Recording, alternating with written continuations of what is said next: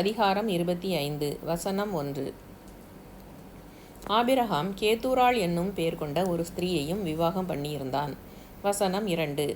அவள் அவனுக்கு சிம்ரானையும் யக்ஷானையும் மேத்தானையும் மீதியானையும் இஸ்பாக்கையும் சூவாகையும் பெற்றாள். வசனம் 3. யக்ஷான் சேபாவையும் தேத்தானையும் பெற்றான். தேத்தானுடைய குமாரர் அசூரிம் லெத்தூசிம் லெயுமீம் என்பவர்கள். வசனம் 4. மீதியானுடைய குமாரர் ஏப்பா ஏப்பேர் ஆனோக்கு அபிதா எல்தாக்கா என்பவர்கள். இவர்கள் எல்லாரும் கேத்தூராளின் பிள்ளைகள். வசனம் 5. ஆபிரகாம் தனக்கு உண்டான யாவையும் ஈசாக்குக்கு கொடுத்தான். வசனம் 6. ஆபிரகாமுக்கு இருந்த மறுமனையாட்டிகளின் பிள்ளைகளுக்கோ ஆபிரகாம் நன்கொடைகளை கொடுத்து தான் உயிரோடு இருக்கும்போதே அவர்களை தன் குமாரனாகிய ஈசாக்கை விட்டு கிழக்கே போக கீழ்த்தேசத்துக்கு அனுப்பிவிட்டான். வசனம் 7. ஆபிரகாம் உயிரோடு இருந்த ஆயுசு நாட்கள் 175 வருஷம். வசனம் 8. பிற்பாடு ஆபிரகாம் நல்ல நரைவயதிலும் முதிர்ந்த பூரண ஆயுசிலும் பிராணன் போய் மரித்து தன் ஜனத்தாரோடே சேர்க்கப்பட்டான். வசனம் 9. அவன் குமாரராகிய ஈசாக்கும் இஸ்மவேலும் மம்ரேக்கு எதிரே ஏத்தியனான சோகாரின் குமாரனாகிய எப்பரோனின் நிலத்தில் உள்ள மக்பேலா என்னப்பட்ட குகையிலே அவனை அடக்கம் பண்ணினார்கள். வசனம் 10. அந்த நிலத்தை ஏத்தீன் புத்திரர் கையிலே ஆபிரகாம் வாங்கியிருந்தான். அங்கே ஆபிரகாமும் அவன் மனைவியாகிய சாராளும் அடக்கம் பண்ணப்பட்டார்கள். வசனம் 11. ஆபிரகாம் மரித்த பின் தேவன் அவன் குமாரனாகிய ஈசாக்கை ஆசீர்வதித்தார். லஹாய்ரோயி என்னும் துறவுக்கு சமீபமாய் ஈசாக்கு குடியிருந்தான். வசனம் 12. சாராளுடைய அடிமை பெண்ணாகிய எகிப்து தேசத்தாளான ஆகார் ஆபிரகாமுக்கு பெற்ற குமாரனாகிய இஸ்மவேலின் வம்ச வரலாறு. வசனம் 13. பற்பல சந்ததிகளாய் பிரிந்த இஸ்மவேலின் புத்திரருடைய நாமங்களாவன. இஸ்மவேலுடைய மூத்த மகன் நெபாயோத், பின்பு கேத்தார், அத்பியேல், மிப்சாம். வசனம் 14. மிஷ்மா, தூமா, மாசா. வசனம் 15. ஆதார், தேமா, எத்தூர், நாபீஸ், கேத்மா என்பவைகளே. வசனம் 16.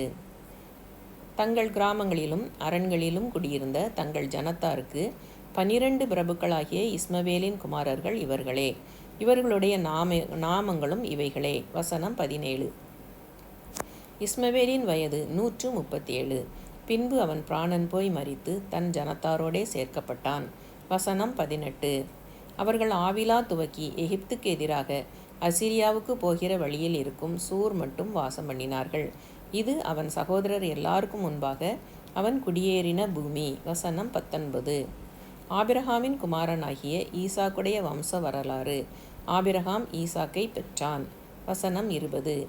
ஈசாக்கு ரெபேக்காளை விவாகம் பண்ணுகிற போது 40 வயதாய் இருந்தான். இவள் பதான் ஆராம் என்னும் சீரியா தேசத்தானாகிய பெத்துவேலுக்கு குமாரத்தியும் சீரியா தேசத்தானாகிய லாபானுக்கு சகோதரியுமானவள்.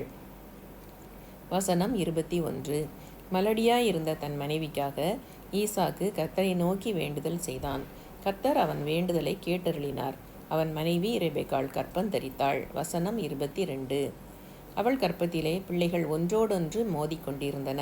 அப்பொழுது அவள், இப்படியானால் எனக்கு எப்படியோ என்று சொல்லி கர்த்தரிடத்தில் விசாரிக்கும்படி போனாள். வசனம் 23.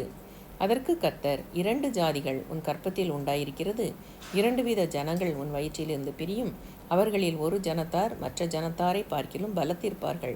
மூத்தவன் இளையவனை சேவிப்பான் என்றார். வசனம் 24. பிரசவ காலம் பூரணமான போது அவள் கற்பத்தில் 2 பிள்ளைகள் இருந்தது. வசனம் 25. மூத்தவன் சிவந்த நிறமுள்ளவனாயும் சர்வாங்கமும் ரோம அங்கி போர்த்தவன் போலவும் வெளிப்பட்டான். அவனுக்கு ஏசா என்று பெயரிட்டார்கள். வசனம் 26.